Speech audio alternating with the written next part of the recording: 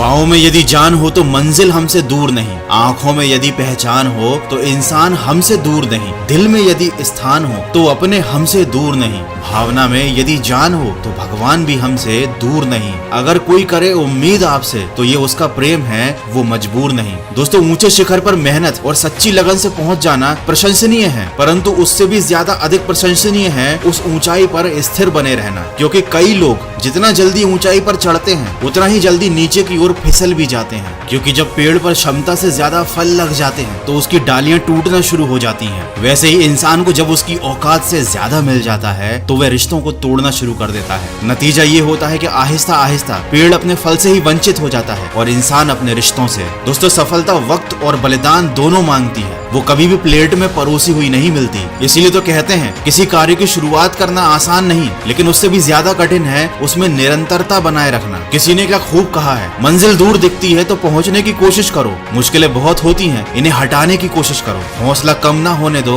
मंजिल हासिल करने की कोशिश करो, उम्मीद खत्म ना होने दो, उन्हें हकीकत में बदलने की कोशिश करो। यदि कोई भूल करोगे और उसे स्वीकारोगे ही नहीं तो वह भूल दोष में बदल जाती है और वही दोष अपराध में बदल जाता है। तो साहस रखिए अपनी भूल को स्वीकार करने का, क्योंकि यही आपकी भूल को सुधारने की दिशा में सबसे पहला कदम होता है। और हमेशा याद रखिए, यदि कोई अपराध इस दुनिया में सबसे बड़ा है तो वो है समय पर अपनी भूल स्वीकार न करना। उदय किसी का भी अचानक नहीं होता, सूर्य भी धीरे धीरे निकलता है और ऊपर उठता है। धैर्य और तपस्या जिसने की है वही संसार को प्रकाशित कर सकता है। जीवन में सबसे प्रसन्न व्यक्ति वो है जो खुद का मूल्यांकन करता है, और दुनिया में सबसे दुखी व्यक्ति वो है जो सिर्फ दूसरों का मूल्यांकन करता है। देखिए, आपसे लोगों की अपेक्षाओं का कोई अंत नहीं है। आप जहाँ पर चूकेंगे लोग वहीं बुराई निकाल लेंगे और पिछली सारी अच्छाइयों को भूल जाएंगे। इसीलिए सबसे सीधा रास्ता तो ये है कि अपने कर्म करते चलो, क्योंकि लोग तो आपसे कभी भी संतुष्ट नहीं हो पाएंगे। न चादर बड़ी कीजिए, न ख्वाहिशें दफन कीजिए। 4 दिन की है जिंदगी, बस चैन से बसर कीजिए। न परेशान किसी को कीजिए, न हैरान किसी को कीजिए। कोई लाख गलत भी बोले तो बस मुस्कुरा कर छोड़ दीजिए।